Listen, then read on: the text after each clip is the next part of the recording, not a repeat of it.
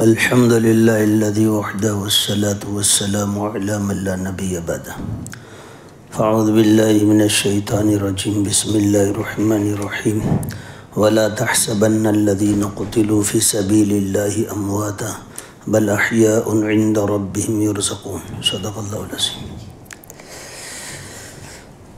محرم الحرام کا مہینہ جاری ساری ہے۔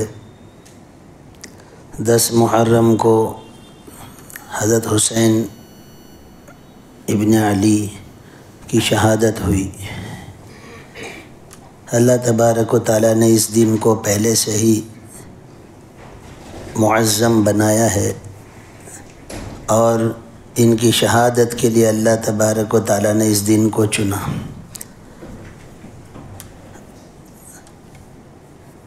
تین یا 4 ہجری میں آپ کی ولادت ہے۔ رسول اللہ صلی اللہ علیہ وسلم نے خود شہد چٹایا، اپنا لباب مبارک آپ کے منہ میں ڈالا، دعائیں دی۔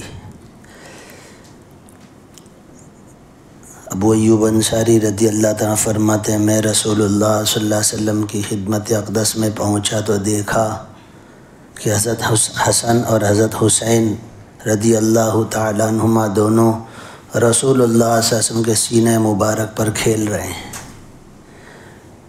کیا وہ شان ہوگی اور کیا اللہ کے رسول صلی اللہ علیہ وسلم کا پیار اور محبت ہوگی اور کیسا ان کا نصیبہ۔ دریافت کرنے پر فرمایا رسول اللہ صلی اللہ علیہ وسلم نے کہ یہ دونوں دنیا کے میرے پھول ہیں۔ ایک روایت میں رسول اللہ صلی اللہ علیہ وسلم نے فرمایا، حضرت علی رضی اللہ عنہ کی روایت ہے کہ یہ دونوں جنت کے نوجوانوں کے سردار ہیں۔ حضرت حسن کی بھی شہادت ہے، حضرت حسین کی بھی شہادت ہے۔ حضرت حسن رضی اللہ تعالیٰ کو زہر دیا گیا اور اس کی وجہ سے آپ کی شہادت ہوئی۔ 47 سال کی عمر حضرت حسن نے پائی ہے اور تقریباً 53 سال کی عمر حضرت حسین رضی اللہ تعالیٰ نے پائی ہے۔ 25 حج پیدل کیے ہیں۔ سخاوت تو ان کا گھرانہ ہی تھا۔ کیا وجہ ہوئی کہ یہ واقعہ پیش آیا؟ آپ لوگ تو مدینہ میں رہ رہے ہیں، لیکن ہوا ایسا کہ امیر معاویہ رضی اللہ تعالیٰ عنہ نے حضرت علی کی شہادت کے بعد حضرت حسن رضی اللہ تعالیٰ کو خلافت کی ذمہ داری دی اور آپ خلیفہ مقرر ہوئے، لیکن آپ کی خلافت 6 مہینے ہی رہی اور آپ کی شہادت ہو گئی۔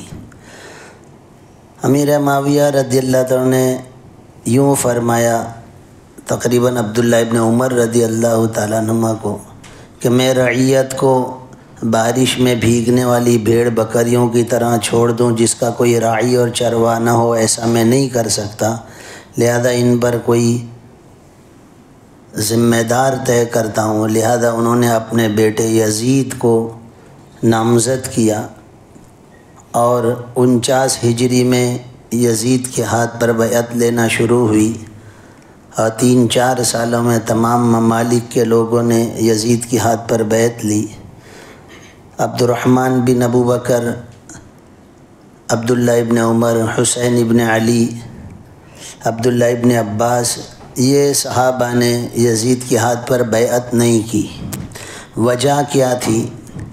وجہ یہ ہے کہ یزید کے اندر صفات تھے، سخاوت، خوبصورتی، علم و دانائی، ملکی رائے زنی، یہ ساری، لیکن امام اور امیر ذمہ دار یا گاڑی کا چلانے والا ماہر ہونا چاہیے اپنے چلانے کے اعتبار سے، اور امیر ہونے کے اعتبار سے متقی اور پرہیزگار ہونا چاہیے، اور وہ اس میں کمی تھی۔ بقیہ صفات، اخلاق وہ سب تھے، لیکن دینداری، نماز اور دیگر باتوں میں جو وہ دور ہے، خیر القرون ہے، اس دور کے اندر اس طرح کے آدمی کو امیر اور اپنا بڑا تسلیم کر لینا ان حضرات کے لیے مناسب نہیں تھا، لہذا ان لوگوں نے اس کے ہاتھ پر بیعت نہیں کی تھی۔ لیکن جن لوگوں نے بیعت نہیں کی تھی اس میں حسین ابن علی رضی اللہ تعالیٰ عنہما کی طرف خاص توجہ دی جا رہی تھی، کیونکہ آپ رسول اللہ صلی اللہ علیہ وسلم کے نواسے تھے اور آپ کا انکار وہ بڑا معنی رکھتا تھا۔ خیر، جہاں پر کوفہ کے اندر یہ لوگ تھے وہاں سے بہت سارے خطوط آئے حضرت حسین رضی اللہ تعالیٰ عنہما پر کہ آپ یہاں پر آ جاؤ، ہم آپ کے ہاتھ پر بیعت کریں گے، یعنی آپ کو اپنا بڑا مانیں گے۔ تقریباً 150 کے قریب خط آئے۔ آپ نے مسلم ابن عقیل جو اپنے چچا زاد بھائی ہیں ان کو بھیجا تحقیق حال کے لیے۔ وہ وہاں پر گئے تو بہت زیادہ 12، 14، 18 ہزار لوگوں نے آپ کا استقبال کیا۔ آپ نے حالات کو دیکھ کر حضرت حسین رضی اللہ عنہ کے آنے کا خط لکھا کہ آپ تشریف لے آئیے۔ بہرحال شرفاء کی طرف سے اور حکومت کی طرف سے لوگوں کو ڈرا دھمکایا گیا، جس کی بنیاد پر سارے لوگوں نے آپ کا ساتھ چھوڑ دیا، یہاں تک کہ آپ کوفہ کے اندر بازار میں ہیں اور کوئی راستہ بتانے والا تک نہیں، ایک شخص بھی آپ کے ساتھ نہیں رہا، اور پھر آپ کو کھچر پر بٹھا دیا گیا، آپ کی تلوار بھی چھین لی اور کندہ محل پہ لے جا کر آپ کو شہید کر دیا۔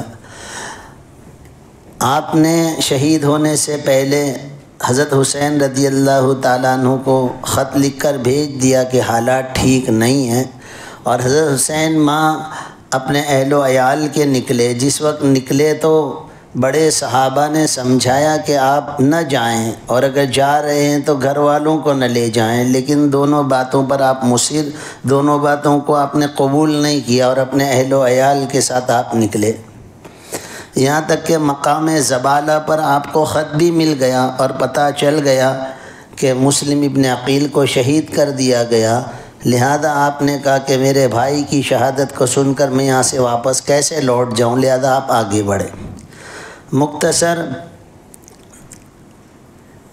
یزید کو وہاں پر اس علاقے کا گورنر بنایا گیا تھا اور سخت کلامی اور بات چیت ہوئی، یہاں تک کہ 9 محرم رات ان کے گھر، ان کا یعنی جو خیمہ تھا اس کا گھیراؤ کیا گیا۔ آپ نے رات کو وصیتیں کی، اور 10 محرم کو آپ سے مقابلہ ہوا، 72 افراد شہید ہوئے، جس میں خود آپ کو 34 نیزوں کے بلکہ 30 نیزوں کے زخم اور 34 دوسرے زخم آئے۔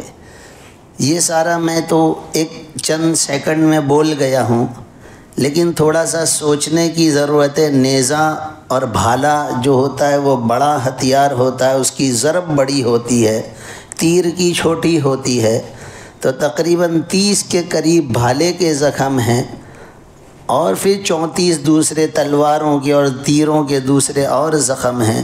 اتنے زخموں کے برداشت کرنے تک آپ نے مقابلہ کیا ہے۔ کتنی بڑی جواں مردی اور کتنی بڑی طاقت کے ساتھ، اور اندر کتنا ایمانی پاور ہوگا کہ جس کی بنیاد پر اتنا سب برداشت۔ جنگ کے میدان میں کوئی شرط نہیں ہوتی کہ کہاں لگے گا، کدھر ماریں گے، کچھ نہیں، اور ایک اکیلا آدمی بھی نہیں مارتا ہے، کئی لوگ تھے۔ بہرحال آپ کی شہادت ہوئی ہے، اور پھر آپ کے سر کو جسم سے الگ کر کے یزید کے سامنے لایا گیا، وہ دیکھ کر رو دیا۔ بہرحال اسی کے حکم پر یہ سارا تھا، اسی لیے وہ ذمہ دار ٹھہرایا گیا، اور اس کی حکومت بھی آپ کی شہادت کے بعد تقریباً 4 سال کے قریب ہی وہ زندہ رہا، اور پھر اس کا بھی انتقال ہو گیا، وہ بھی مر گیا۔ 37-38 سال میں اس کا انتقال ہو گیا، اور تقریباً 53 سال کی عمر میں حضرت حسین رضی اللہ عنہ کی شہادت ہوئی ہے 61 ہجری میں۔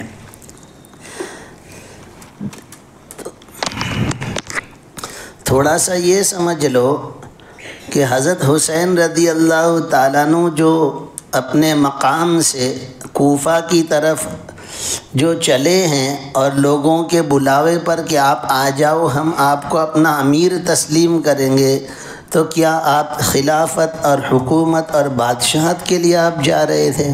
آپ تو خود ہی یہاں پر حاکمانہ اور امیرانہ زندگی گزار رہے تھے اور سارے صحابہ آپ کے حکم کو مانتے تھے، لیکن مقصد یہ تھا کہ امت کو سنبھالنے والا نیک آدمی ہونا چاہیے۔ جس طرح ایک مہنگی گاڑی کا جو ڈرائیور ہوتا ہے تو گاڑی کا مالک یہ چاہتا ہے کہ کچے ڈرائیور کے ہاتھ میں گاڑی نہ دی جائے ورنہ نقصان ہوگا گاڑی کو بھی اور بیٹھنے والوں کو بھی۔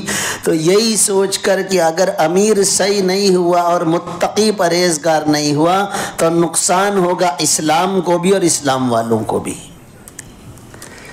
بہرحال میں یوں کہتا ہوں کہ ہمارے پاس ریاست نہیں ہے، ہم حکومت کے بادشاہ نہیں ہیں، اور ہم لوگ کوئی بڑے عہدے پر نہیں ہیں، لیکن اپنے اپنے گھروں کے اندر ہم بادشاہ ہیں کہ نہیں؟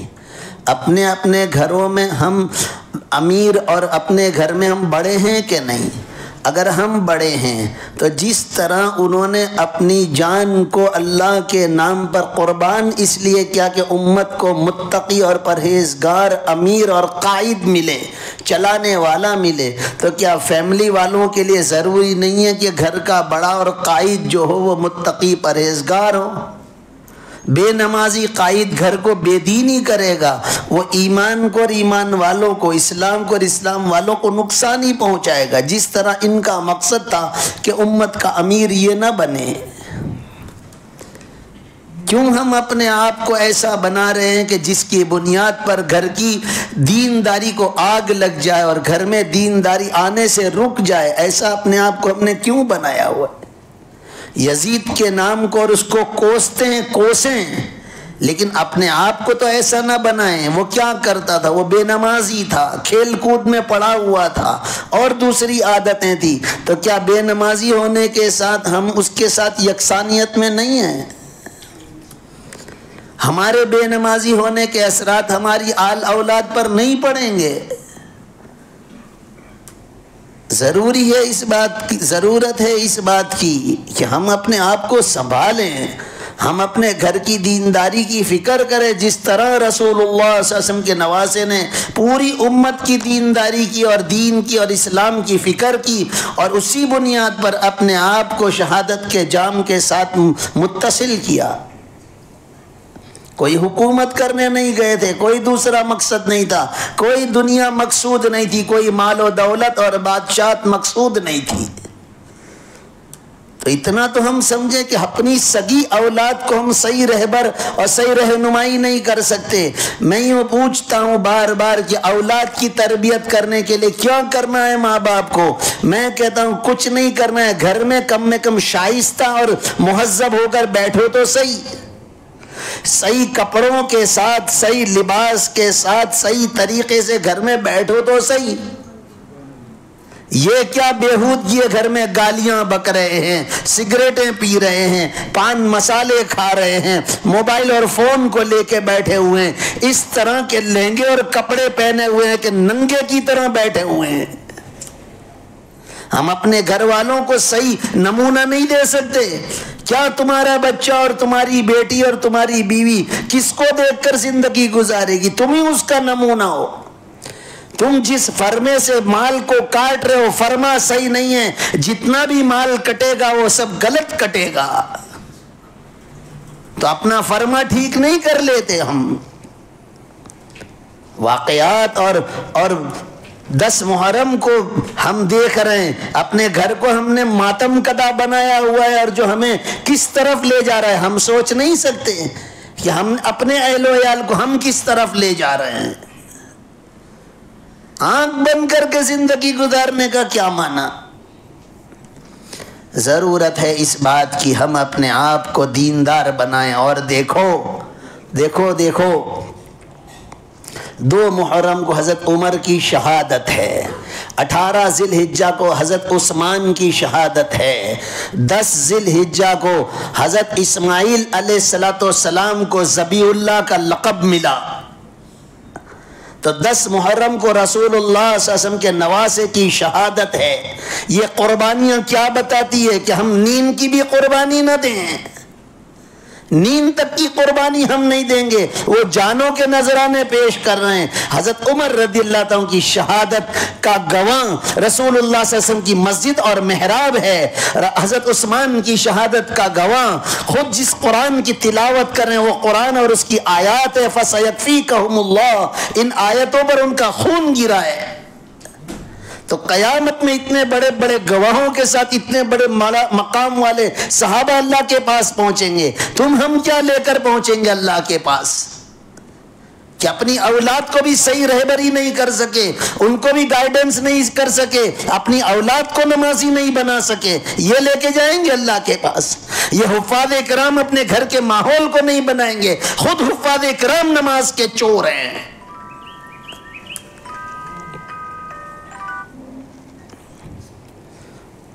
بے نمازی ہو کر جینا اور نمازی بن کر جینا کیا پہاڑ توڑ لینے کے ہیں؟